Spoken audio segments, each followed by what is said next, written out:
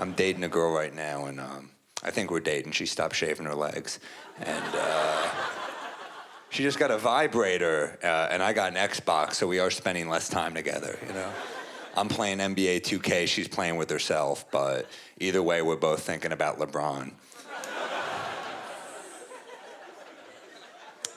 You women are amazing because you can fake an orgasm, but you can't fake a good mood. That's kind of crazy, right? You can tell me I'm the best you've ever had, but you can't smile once at a family picnic? Come on.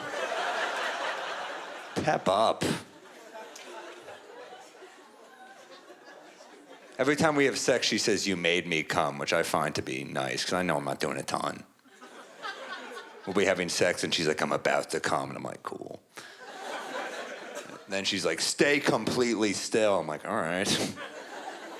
Then she's like, "You just made me come." I'm like, "Are you sure? Because feels like I played dead with an erection is what happened. I made you come." That's like if I went to the barber shop and I'm like, "Can you hold the buzzer completely still?" Just start rubbing my head around it like a cat. You're the best I've ever had. And I do the road, so you gotta be faithful. And people are like, "How do you stay faithful on the road?" And it's been a while. And do you wanna know my secret for not cheating when I'm on the road? This is my secret. Not one woman has tried to f*** me ever.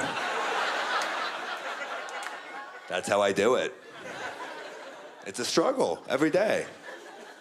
I'll be alone on a plane, hot chicks walking towards me. I'll be like, "This chick better not sit next to me." She sits next to me, we don't speak the entire flight. I'm like, "That was a close call." I'm a great human being. I'm trying to become great. I'd like to be. I don't go to strip clubs anymore. My friend was like, "Let's go to a strip club." I was like, "No, those girls are victims of sexual abuse. Also, it's too much money." That's what I said. That's my stance. I'm like, I'm not gonna take advantage of some girl's up childhood. Not at those prices. Not interested. I'm on a quest. I want to be a mentor. I want to be a good person. Like I tried to join the Big Brothers program, and they would not accept me. I almost said they wouldn't give me access. That would have been the wrong word probably. But they would not give me membership. And I messed up the interview. At the third interview, they're like, "What's a bad example of a big brother?" And I was like, "You mean like a child molester or something?" And the lady was like, "We were looking for like impatient or something like that."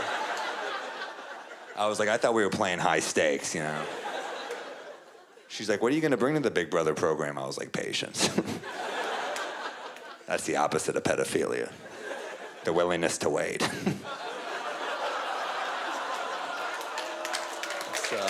Yeah.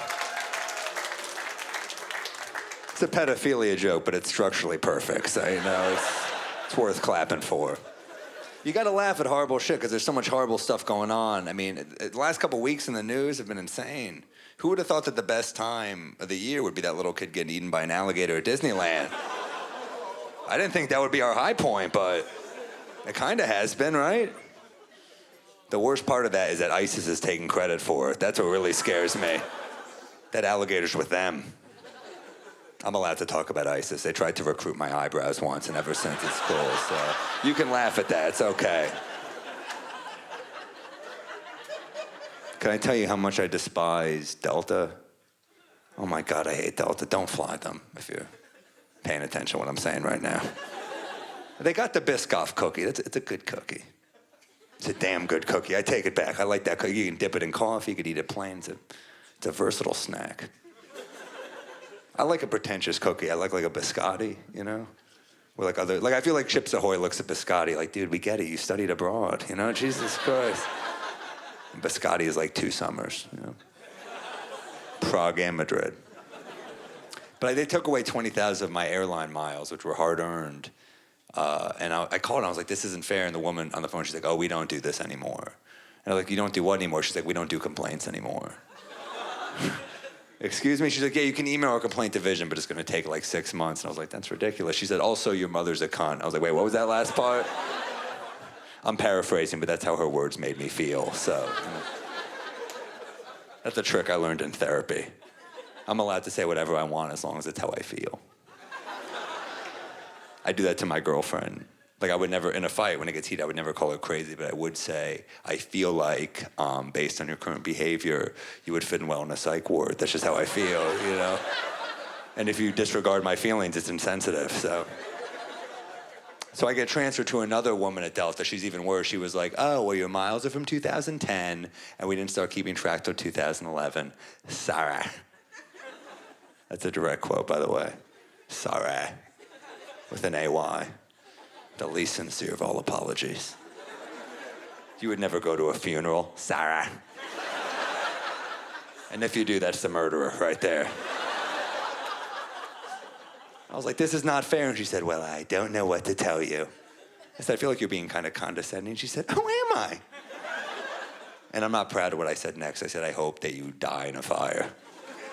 I'm not proud of that. I'm just reporting the facts. I'm trying to be honest. In my defense, I didn't say I'll like kill you in a fire, you know? I said, I hope. My tone was like, in a better world, you'd be dead in a fire, you know? I don't really hope that she dies in a fire. Maybe a moderate form of cancer would be fair, I think, you know? For what I've been through. I'm talking treatable. I'm not a monster, guys, come on. And then she shows up to the hospital and they're like, there's nothing we can do. Your insurance ran out in 2010. So, sorry. All right, you guys have a lot of fun. Thank you.